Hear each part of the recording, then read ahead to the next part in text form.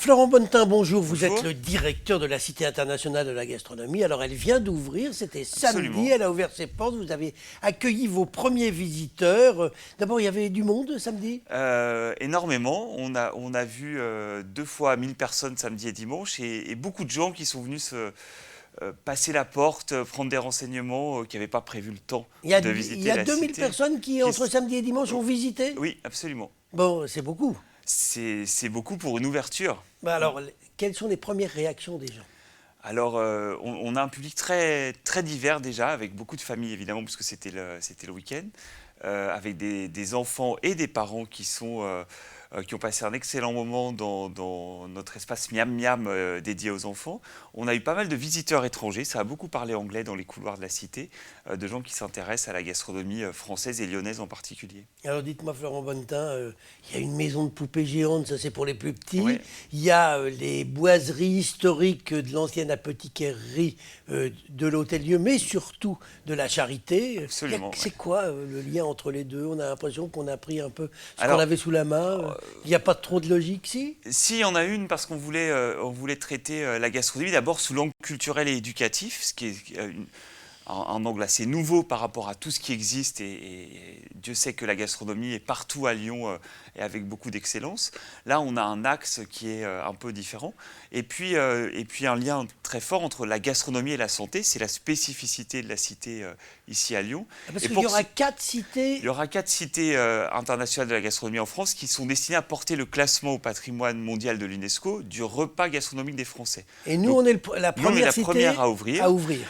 Chaque cité a un angle particulier. À Lyon, c'est le lien entre la gastronomie et la santé. D'abord parce que le territoire est un pôle d'excellence en termes de médecine et de santé, et donc il y a un lien peut-être naturel. Et Vous êtes ensuite, on dans est à l'hôtel. l'Hôtel-Dieu. Et rappelez que la fonction première de l'Hôtel-Dieu, c'est l'hospitalité depuis le XIIe siècle. Et que pendant longtemps, la médecine qu'on pourrait appeler contemplative a d'abord été de fournir une bonne nourriture aux pauvres, aux nécessiteux, aux malades qui étaient accueillis à l'Hôtel-Dieu. Et donc, Donc on mangeait on a bien, on mangeait que quand on était malade. en tout cas, on pouvait permettre à des gens qui n'en avaient pas les moyens et pas la possibilité, au moins de manger correctement et d'être ainsi le premier pas vers le rétablissement. Donc on s'inscrit dans l'histoire de l'Hôtel-Dieu avec cette thématique. C'est pour ça qu'il faut illustrer d'abord le lieu magnifique dans lequel on se trouve, qui est le Dôme des Quatre Rangs, la partie la plus ancienne de l'Hôtel-Dieu qui date du début du XVIIe siècle. Et on illustre les fonctions qu'a eu cet hôpital, d'ailleurs jusqu'à sa fermeture en 2010. La figure des sœurs hospitalières y est très présente. Et par exemple, les sœurs hospitalières, elles avaient pour mission à la fois de soigner les gens, mais aussi de leur faire la cuisine. Et on a là le lien intrinsèque entre les deux éléments.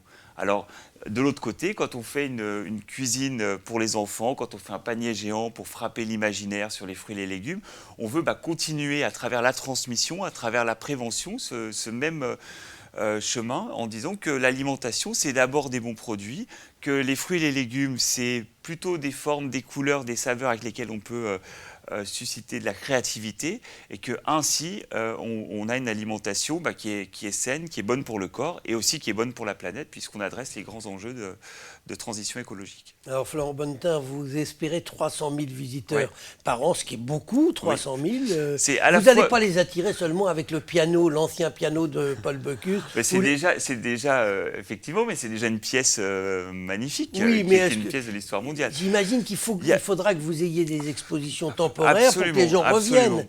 Et donc là, il faut beaucoup d'argent. Il y a une programmation permanente qui va se densifier avec le temps. Alors par exemple, ce week-end, on fait une exposition sur les champignons. Alors vous savez que pendant toute cette fin d'année 2019, notre premier chef invité est Régis Marcon, qui a une place particulière dans ce projet puisqu'il l'a accompagné depuis le début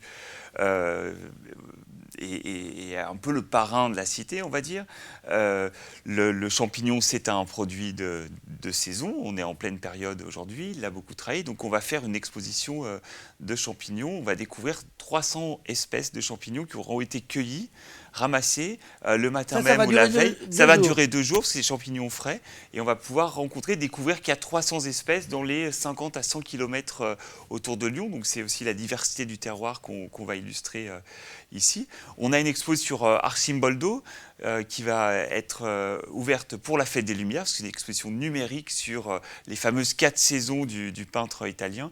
Et on illustre à travers l'art, comme ça, la saisonnalité, qui est un principe très important dans la cuisine aujourd'hui. Alors, vous avez parlé de Régis Marcon, Oui. c'est quand même étonnant. On a des chefs à Lyon, à En veux-tu, en voilà, Bien étoilés. Et vous êtes allé en Haute-Loire chercher un chef pour la Cité de la Gastronomie. Alors, depuis longtemps, il a été associé à ce projet parce qu'il a travaillé avec le gouvernement français depuis l'origine, depuis le classement en 2010 du repas gastronomique des Français. Donc, il y a un lien très fort. Mais on travaille aussi avec d'autres chefs. On est en train de mettre en place les agendas. C'est les agendas des chefs, c'est compliqué, pour qu'ils puissent tous passer. C'est une cité qui accueillera des chefs lyonnais, des chefs français, des chefs internationaux, des chefs 2FES, parce qu'on veut que la place, un peu dans la continuité de l'histoire des Mers lyonnaises, la place des chefs femmes soit importante ici à la cité, et à la fois des chefs très connus, mais aussi de jeunes talents qui auront des messages à passer et certainement de l'innovation à nous faire partager. Alors, Florent Bonnetin, parlons un peu d'argent, Oui. parce que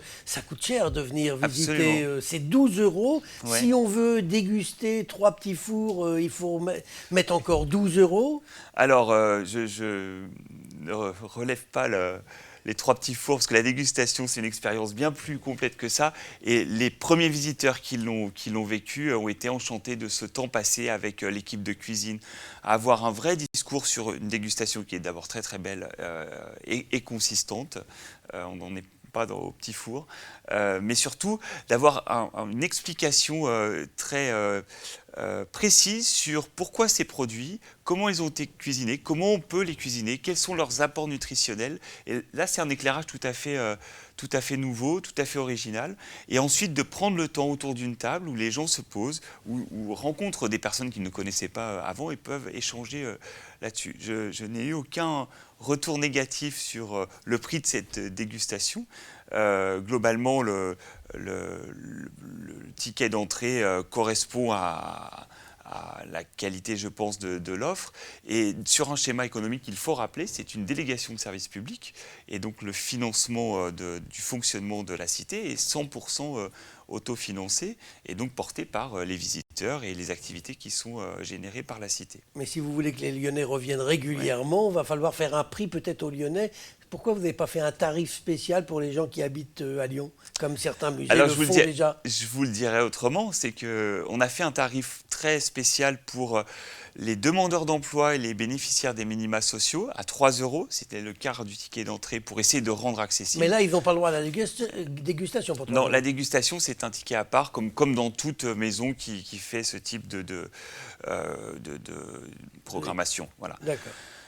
On a un tarif pour les enfants à 8 € et donc c'est plutôt par rapport aux capacités de notre public à fréquenter les lieux culturels que nous avons pensé notre politique tarifaire. Donc on rappellera que c'est ouvert tous les jours, 7 jours sur 7. 7 jours sur 7, 362 jours par an, avec une nocturne le samedi, ce qui est assez rare, voire inexistant dans les institutions culturelles, mais je crois que c'est le moment où les gens sont disponibles et où les enfants peuvent veiller un peu. Eh bien, rendez-vous donc à la Cité internationale de la gastronomie. C'est dans les locaux de l'Hôtel Dieu. Florent Bonnetin, je vous remercie. Merci beaucoup.